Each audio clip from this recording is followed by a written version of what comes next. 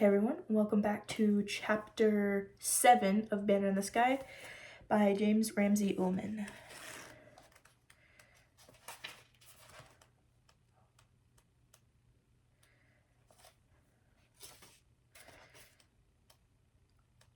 Alright, here we go.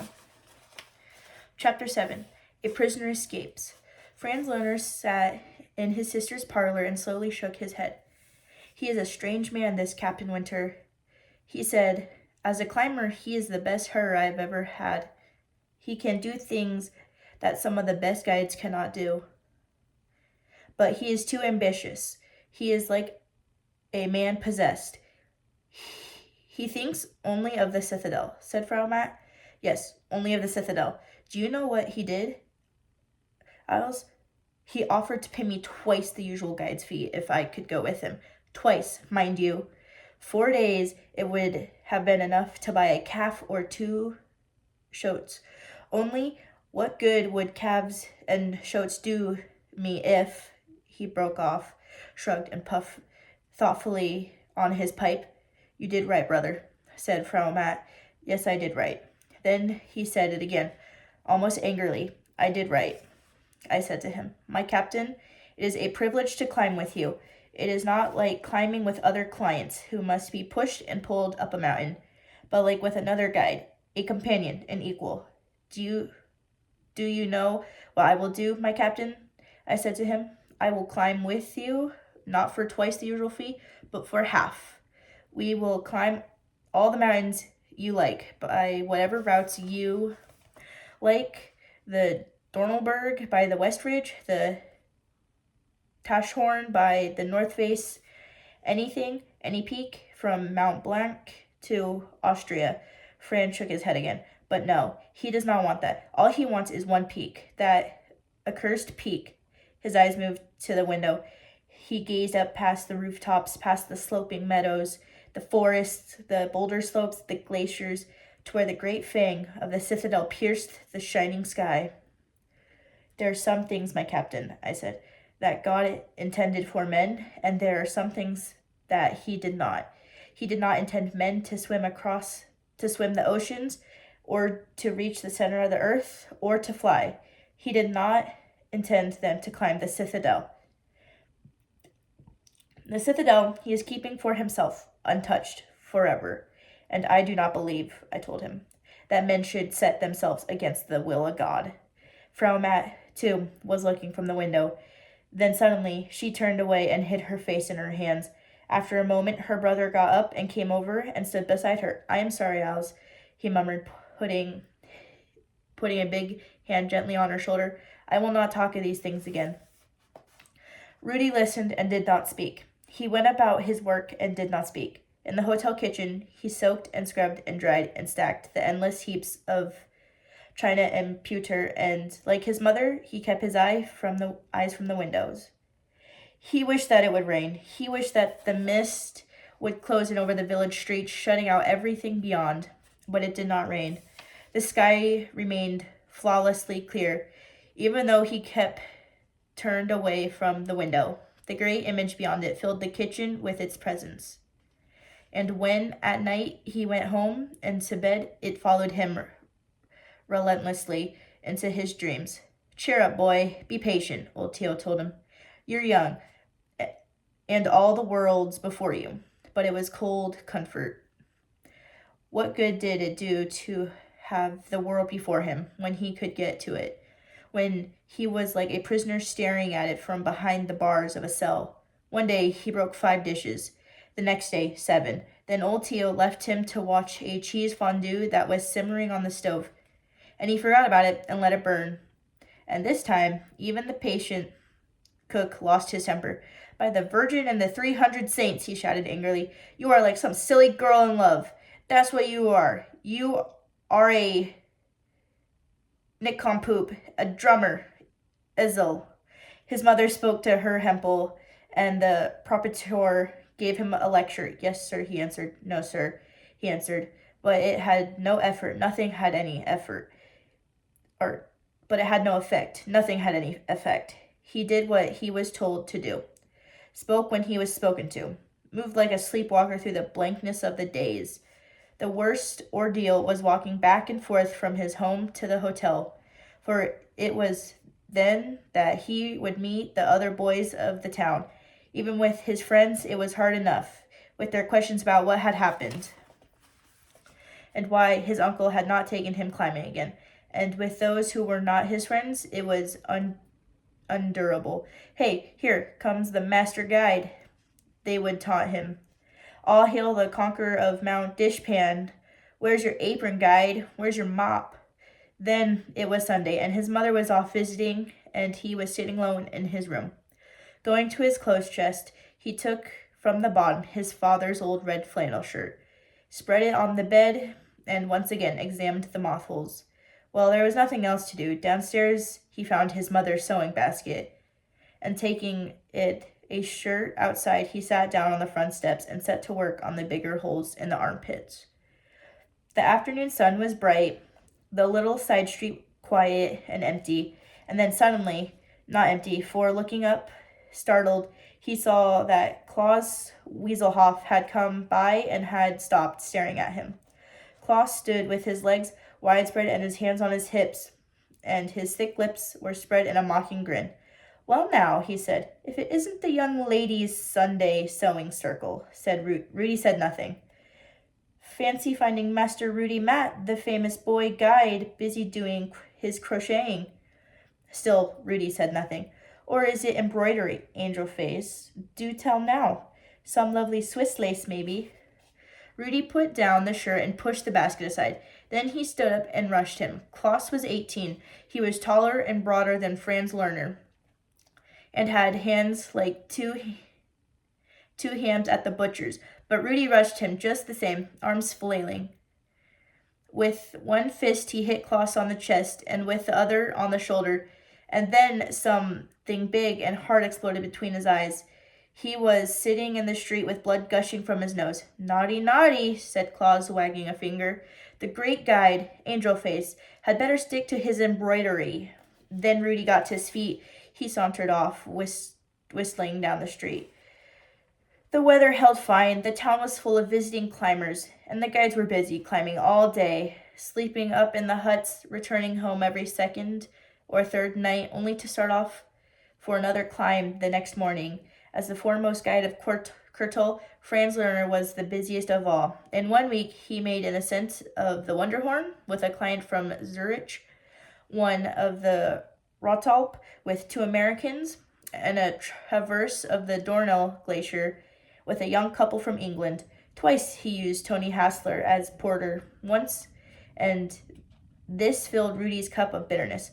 Klaus Wieselhoff. Each time his uncle returned to the town, Rudy resolved to speak to him, reason and plead with him, take him to old Theo, who would tell him how well he had done on the Felsberg. But each time something held him back. Pride, fear of rebuff, he wasn't sure, or perhaps it was neither of these, but rather that where his uncle would take him if he consented was not where he wanted to go. He did not want any mountain, but only one mountain, the mountain, and the chance for that was gone.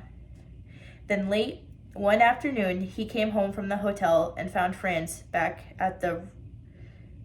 from the Rottalp, talking with his mother on the steps of the house.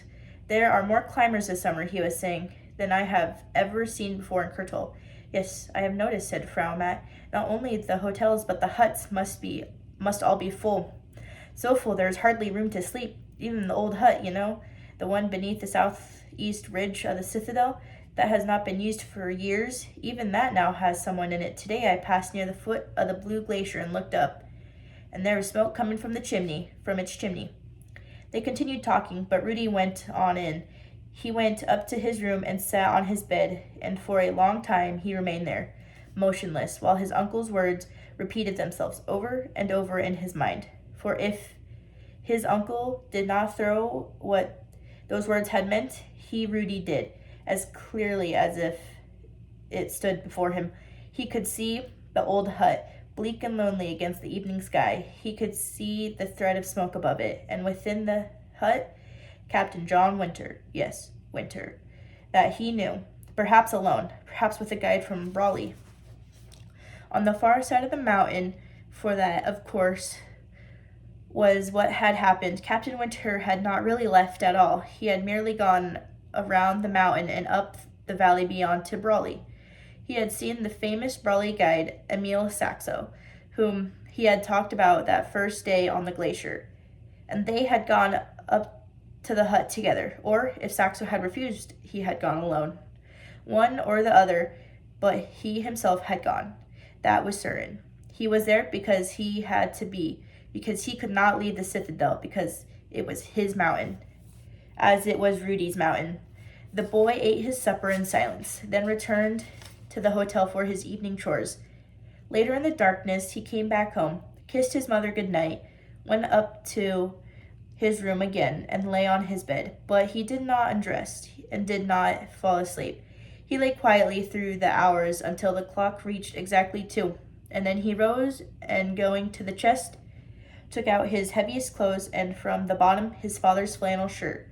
These he wrapped into a tight bundle. Then, finding a pencil and scrap of paper, he wrote a brief note. Dear Mother, do not worry. I will be all right. Love, Rudy. Without light and in stockinged feet, he left the room. He slid the note under his mother's door.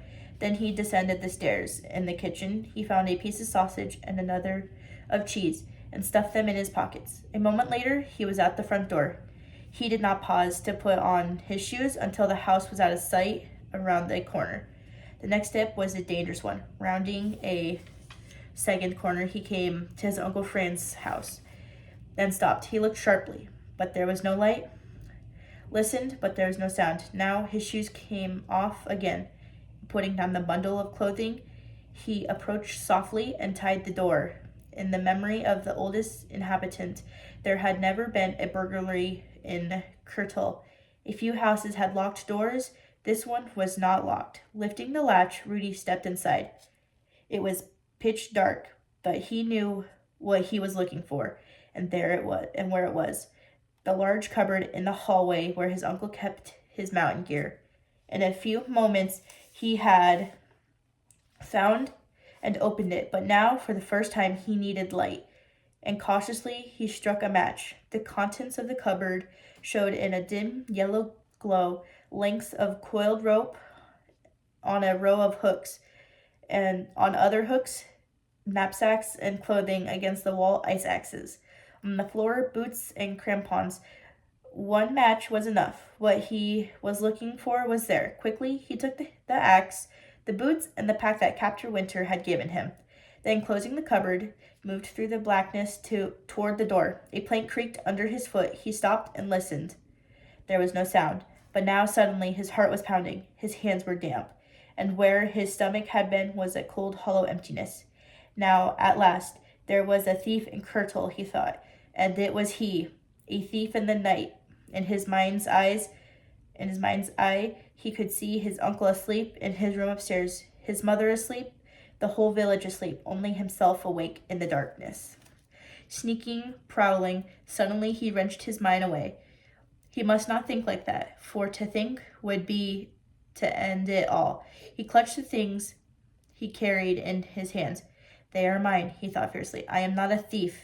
They were given to me. They are mine. Now he was out of the house. He closed the door gently. Once again he rounded a corner and stopped, and this time he sat down and put on his boots. He stuffed the bundle of clothing in his pack, his father's shirt, the sausage and cheese. Grasping the axe, he started off. When he had gone about a block, he remembered that he had forgotten his regular shoes. He had left them where he had taken them off, beside the stoop of his uncle's house. For an instant he hesitated. Then he went on again. Where he was going, he would not need them, and besides, it was too dangerous to turn back. The streets were deserted. There was no sound anywhere except the tread of his own boots on the hard-packed earth. Once he was startled by a moving shadow, but it provided to only be a foraging dog. In 5 minutes, he was at the edge of the town, and a few minutes later, across the stream and following the path on the far side. He needed no light. The stars were enough, and the path showed ghostly gray between the dark slopes of the meadows. A cow lowed, the stream roared and faded, and was gone. His boot nails clinked against the gravel. Strongly and steadily he pushed on. Then a thicker darkness loomed ahead, the forest, and at the forest edge, the shrine. Here, as he had done so often before, he paused and kneeled, and this time he remained kneeling for a long while, his head bowed, his lips murmuring the ancient prayer of the mountain guides. Rising, he stood looking at the shrine, but the cross and the Virgin were the merest shadows within it, and the name carved in the wood beneath them could not be seen at all. Why Rudy did what he did next, he could not have said, except that he needed to do it. Lighting a match, he held it up to the shrine, and there, in the flickering light, was old lettering, Joseph Matt, 1821 to 1850. He touched the letters lightly with his finger. Then the match went out, and he climbed on. A little later, he made his second stop in the forest. It was far darker than on the meadows, but even so, he had no difficulty in finding the blue spruce and the stout stick that lay hidden in its branches. This time, though, he did not carry it in his hand, but fastened it on his back into the straps of his pack. With his new ice axe, he no longer needed it as a staff. It was for something else that he needed it, something he scarcely dared dream of. The path steepened. He climbed on. And that is the end of chapter 7. I hope you enjoyed, everybody. Have a good day. Bye.